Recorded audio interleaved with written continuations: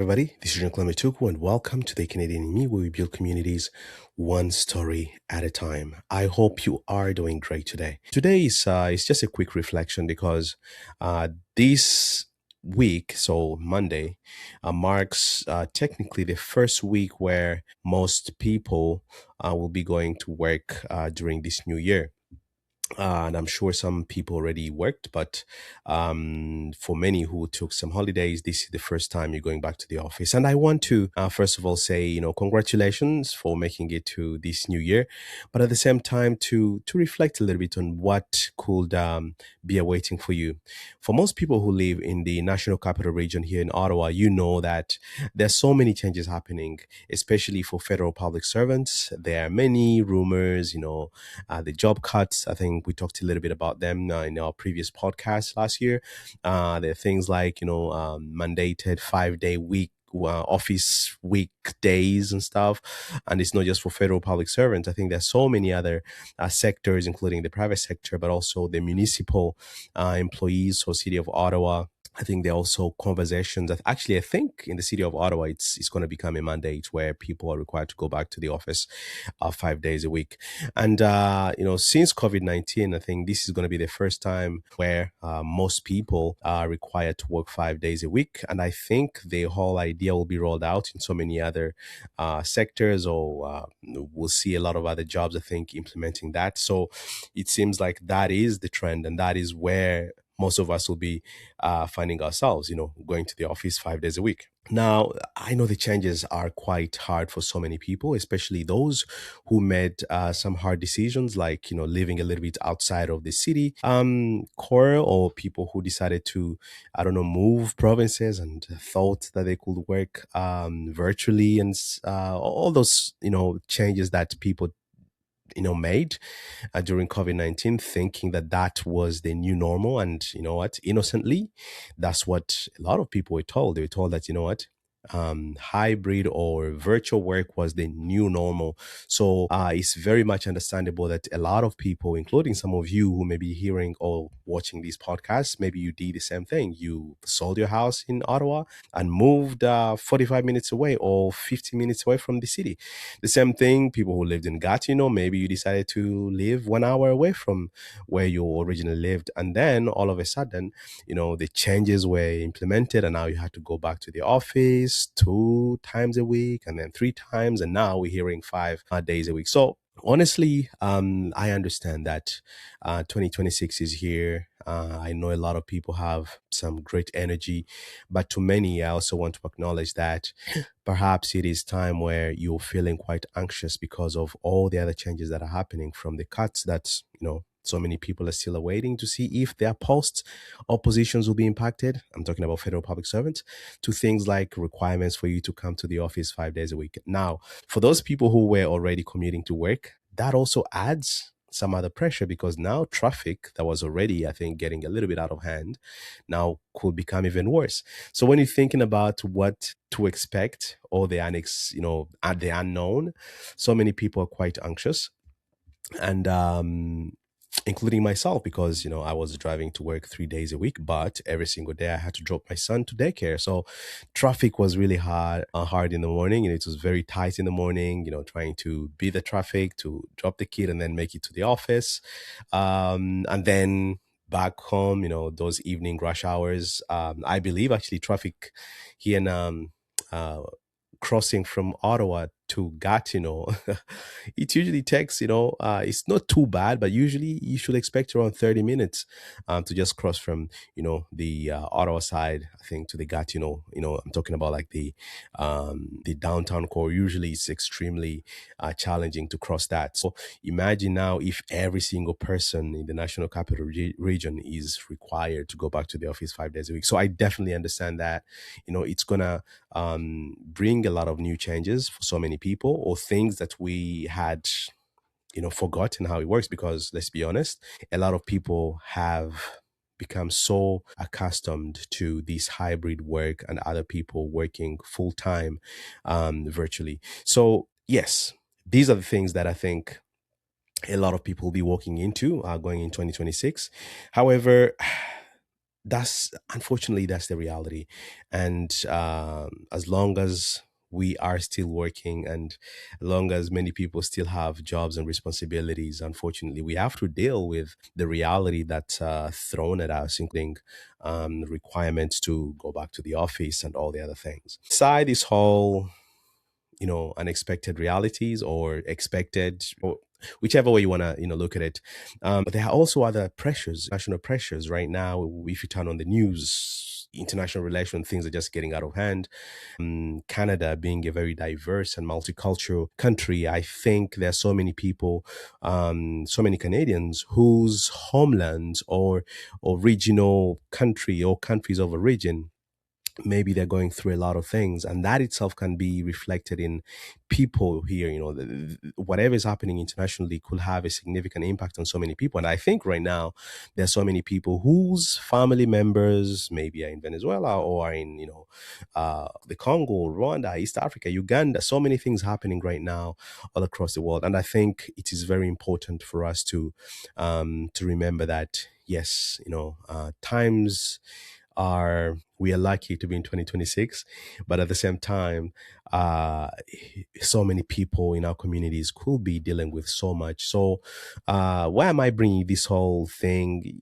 My intention is not to be, to put too much pressure on you, or to be the bearer of bad news. But what I'm trying to say is that as we begin this new year, let us, and this is going to sound like a cliche, but let us be kind to one another, because you have no idea what people are dealing with. You have no idea what the other driver on the road is dealing with, both emotionally, financially, family issues, international issues. There's just so much happening right now that it is imperative for us to be kind to one another.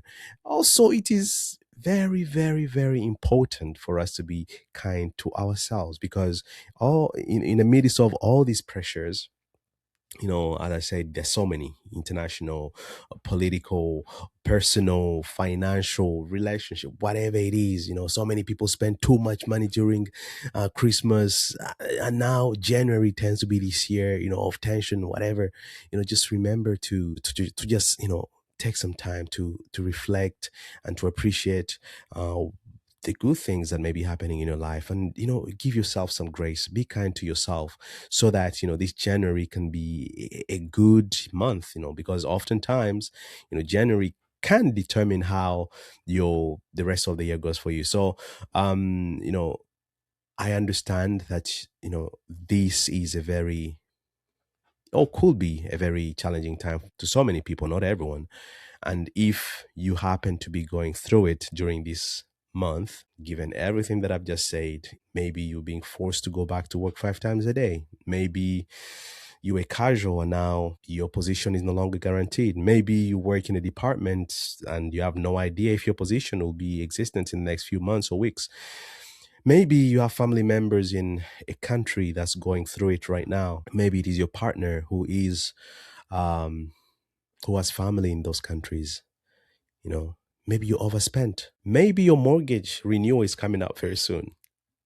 Mine is. There are so many pressures. The tax season will also be beginning in a few months as well. So much happening right now. And if you're listening to this podcast or you're watching this podcast, I just want to say you're not alone, that it is also okay. Whatever emotions you may be feeling right now, I just want to validate it and say, yes, whatever you're feeling right now, maybe it's real. But remember at the end of the day that, be kind to yourself.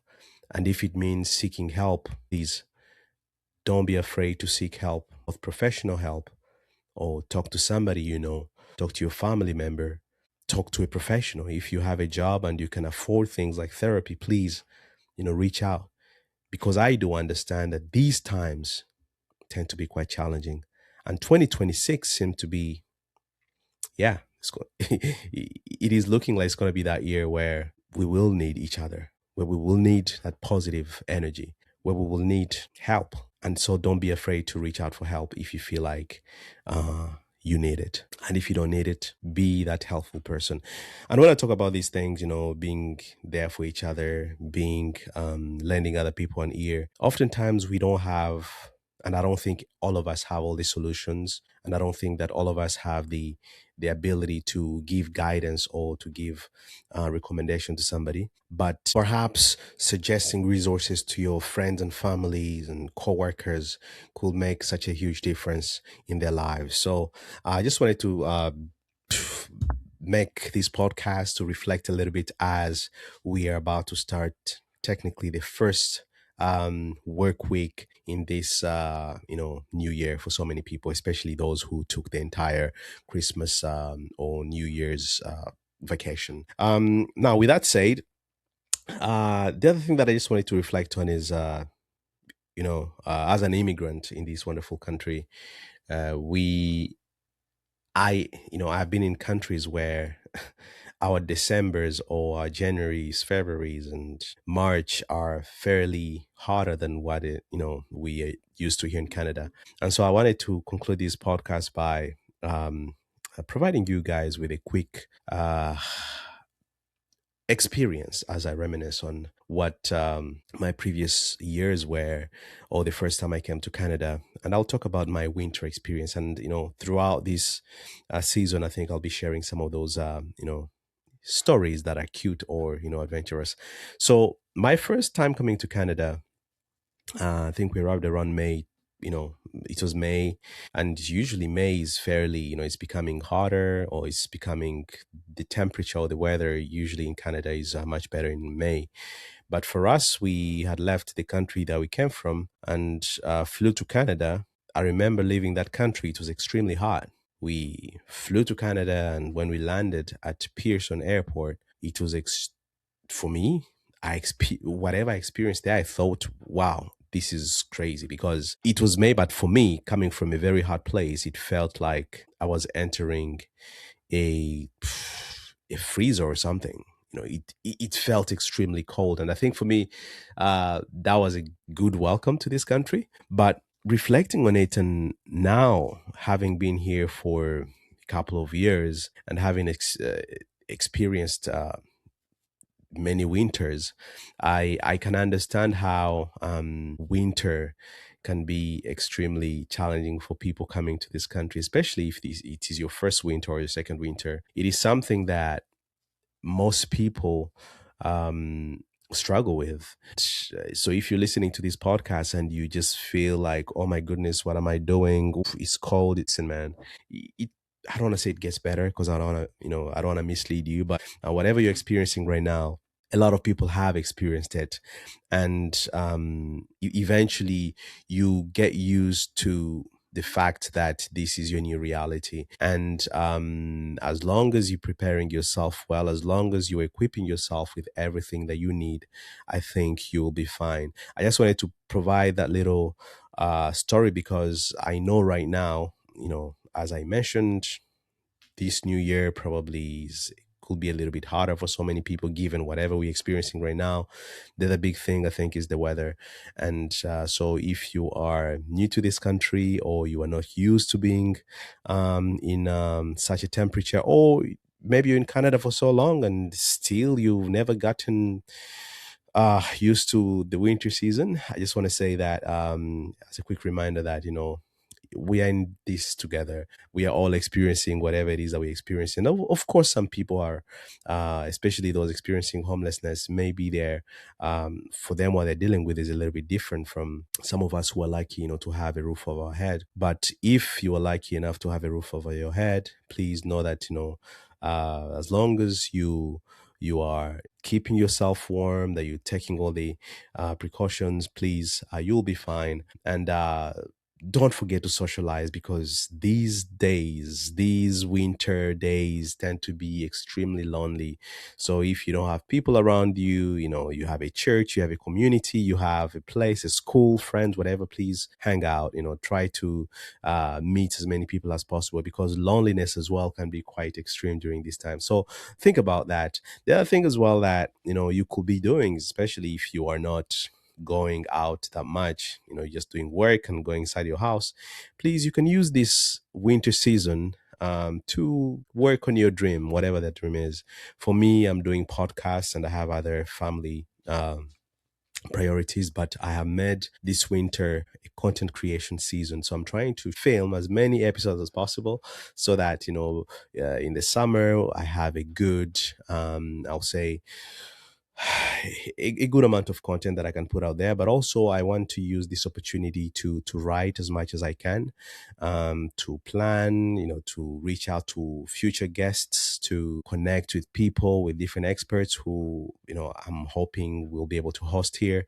And then from there, hopefully, once the weather becomes better, maybe we can even get outside of this little office of mine and go and film in the in the open, outside, in nature, because I really want to diversify the look of the podcast. So yes, if you're out there and you are struggling because of the cold, or you're an immigrant, you knew whatever that is, please, if you're going through winter blues, just remember that it will pass, and that there are some things that you can do to pass time. There are some productive things that you can do to pass time. And if you just don't want to do anything as well, you can pick up an activity.